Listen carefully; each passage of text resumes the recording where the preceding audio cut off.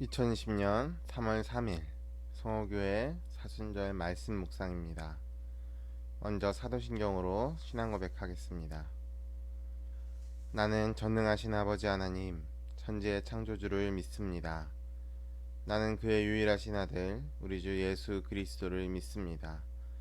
그는 성령으로 잉태되어 동정녀 마리아에게서 나시고 본디오 빌라도에게 고난을 받아 십자가에 못 박혀 죽으시고 장사된 지 사흘 만에 죽은 자 가운데서 다시 살아나셨으며 하늘에 오르시어 전능하신 아버지 하나님 우편에 앉아 계시다가 거기로부터 살아있는 자와 죽은 자를 심판하러 오십니다.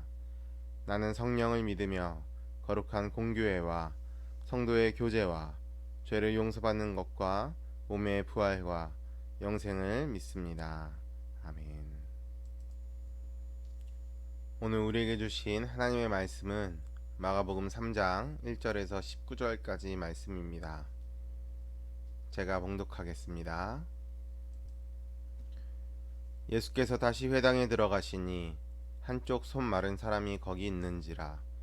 사람들이 예수를 고발하려 하여 안식일에 그 사람을 고치시는가 주시하고 있거늘 예수께서 손 마른 사람에게 이르시되 한가운데에 일어서라 하시고 그들에게 이르시되 안식일에 선을 행하는 것과 악을 행하는 것, 생명을 구하는 것과 죽이는 것 어느 것이 옳으냐 하시니 그들이 잠잠하거늘 그들의 마음이 완악함을 탄식하사 노하심으로 그들을 둘러보시고 그 사람에게 이르시되 내 손을 내밀라 하시니 내밀매 그 손이 회복되었더라. 바리새인들이 나가서 곧 헤롯 당과 함께 어떻게 하여 예수를 죽일까 의논하니라. 예수께서 제자들과 함께 바다로 물러가시니 갈릴리에서 큰 무리가 따르며 유대와 예루살렘과 이두메와 요단강 건너편과 또 두로와 시돈 근처에서 많은 무리가 그가 하신 큰 일을 듣고 나오는지라. 예수께서 무리가 에워싸 미는 것을 피하기 위하여 작은 배를 대기하도록 제자들에게 명하셨으니 이는 많은 사람을 고치셨으므로 병으로 고생하는 자들이 예수를 만지고자 하여 몰려왔음이더라. 더러운 귀신들도 어느 때이든지 예수를 보면 그 앞에 엎드려 부르짖어 이르되 당신은 하나님의 아들이니이다 하니 예수께서 자기를 나타내지 말라고 많이 경고하시느니라. 또 산에 오르사 자기가 원하는 자들을 부르시니 나아온지라. 이에 12를 세우셨으니 이는 자기와 함께 있게 하시고 또 보내사 전도도 하며 귀신을 내쫓는 권능도 가지게 하려 하심이러라.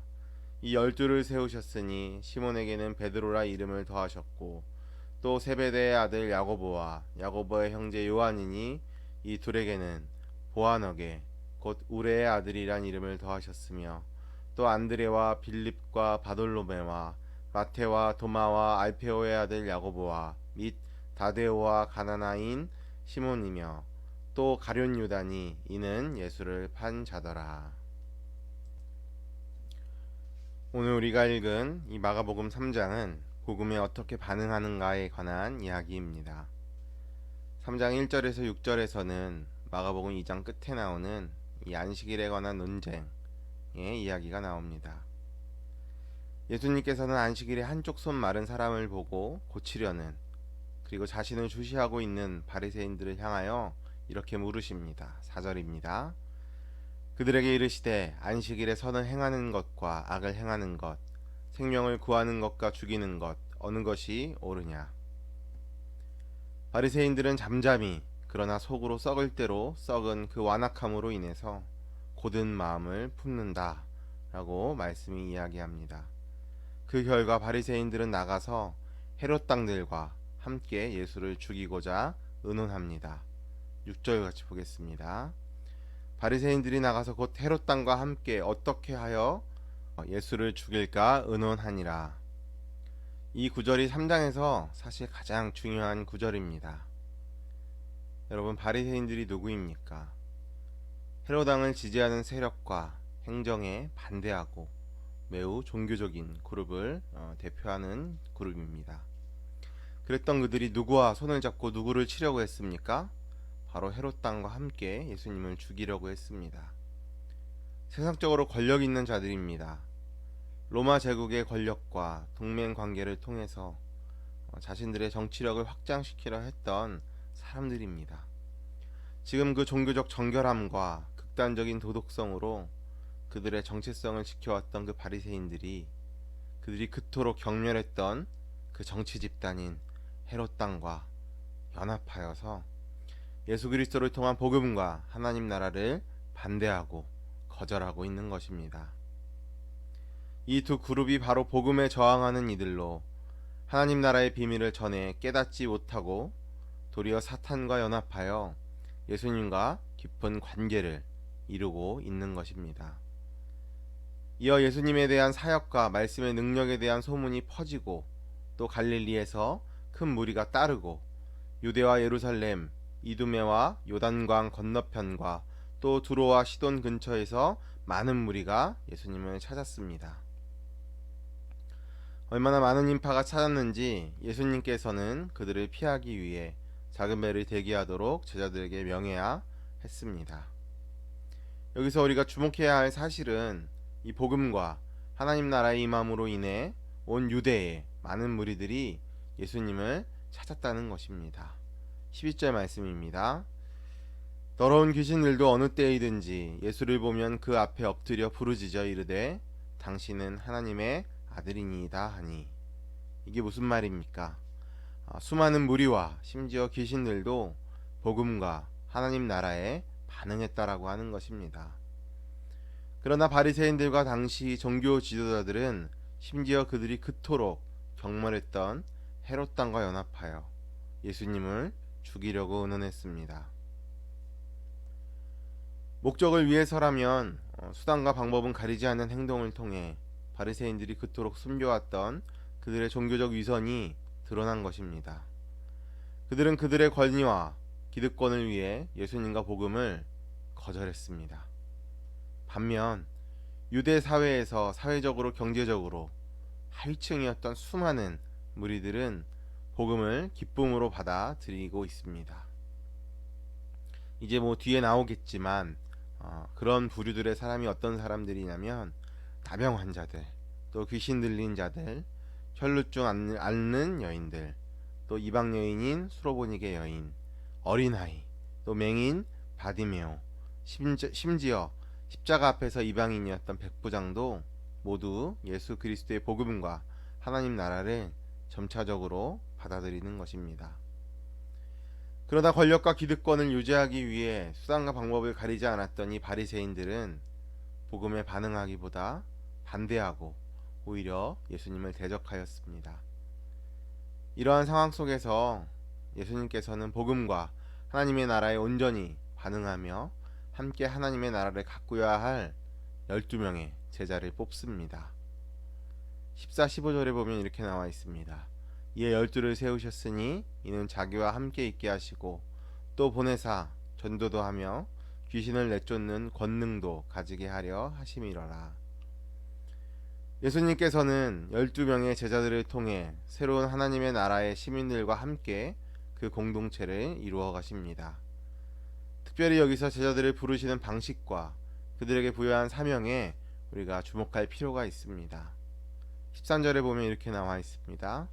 또 산에 오르사 자기가 원하는 자들을 부르시니 나온지라. 예수님께서는 자격과 조건으로 사람을 세우시지 않으셨습니다. 사실 지금도 그렇지만 당시에도 사실 학생들이 선생님을 찾았지 선생님이 학생을 찾지는 않았습니다. 그러나 예수님은 당신의 제자를 당신이 원하는 사람들로 부르셨다라고 하는 것이죠. 이는 하나님께서 이스라엘을 언약 백성으로 그리고 선택한 백성으로 부르신 것과 같은 것입니다. 그래서인지 이 마가복음도 14절에 12지파처럼 12를 세우셨으니 라고 하는 부분을 강조하고 있습니다. 하나님께서 이스라엘을 부르신 것은 그들을 사랑하셨기 때문이라 하십니다. 그리고 그들을 종되었던 집에서 대신 그 값을 치러주시고 구원하시고 속량해 주셨습니다. 예수님의 제자들은 이해도 늦고 마음도 둔하고 겁도 많은 사람들이었습니다. 그런 그들을 부르신 것, 그리고 그들을 끝까지 사랑하신 것은 전적인 하나님의 은혜입니다. 그리고 그들을 부르셔서 하셨던 것은 우리가 14절에 봤던 것처럼 자기와 함께 하시고, 그리고 예수님께서 공생애 동안 하신 사역과 권능을 물려주기 위함이었다라고 하는 것이죠. 그 사랑으로 인하여 비록 예수님을 판 가룟 유다도 있었지만, 그렇게 이해력도 떨어지고 마음도 둔하고 겁도 많았던 그들이 결국 예수님이 승천하신 이후 사도들이라 불리움을 받고 있었다라고 하는 것이죠. 이것이 무슨 말입니까? 바로 예수님께서 공생애 하셨던 그 사역을 예수님께서 약속대로 다시 오실 때까지 이어가기 위한 사도들로 부르심을 받았다라고 하는 것입니다. 사랑하는 여러분, 이 시간 우리 스스로에게 던져야 하는 질문이 있습니다. 우리는 세상의 권력과 기득권이 아닌 이 하나님 나라와 예수님이 전해주신 복음에 올바르게 반응하고 있습니까? 그렇다면 제자답게 온전히 살아가시기를 간절히 소망합니다. 목적을 위해 자신의 권력과 기득권을 위해 수단과 방법을 가리지 않고 그렇게 경멸했던 헤롯 당들과 손잡고 그들의 굳은 마음을 모인 이 바리새인들의 삶이 아니라 우리 온전히 하나님의 은혜와 사랑으로 살아가는 제자의 삶을 살아가시는 여러분 되시기를 간절히 소망합니다. 그리하여 부르심받은 그곳에서 부르심받은 이들을 위해 예수님의 사역을 이어가는 사도들로, 또 하나님의 자녀로, 제자로 살아가시는 저와 여러분이 되시기를 간절히 소망합니다. 기도하겠습니다. 사랑의 하나님, 여지껏 우리의 삶이 하나님의 은혜로 살아왔는데 그 은혜가 너무 당연해서 공기처럼 그 고마움과 감사함을 잊고 지내지는 않았었는지요. 처음에는 그 은혜로 살다가 변질되고 바뀌어져서 내 평안과 안위를 위해 복음을 잘못 이용하고 있는지는 않는지 돌아보게 하여 주시옵소서. 다시 한번 복음으로 제자답게 살아가길 소망합니다. 세상에 보잘것없는 사람으로 이 땅에 살고 있지만 그런 나를 일일이 찾아와 주셔서 자녀 삼아 주시고 제자 삼아 주신 그 은혜와 사랑을 기억하며 이 사순절 기간 주님의 부르심에 올바로 응답하기 원하니 언제나 우리와 함께하여 주시고 늘 동행하여 주시옵소서. 오늘 하루도 주님과 함께하기를 간절히 믿고 소망하오며 이 모든 말씀 예수님의 이름으로 기도합니다. 아멘.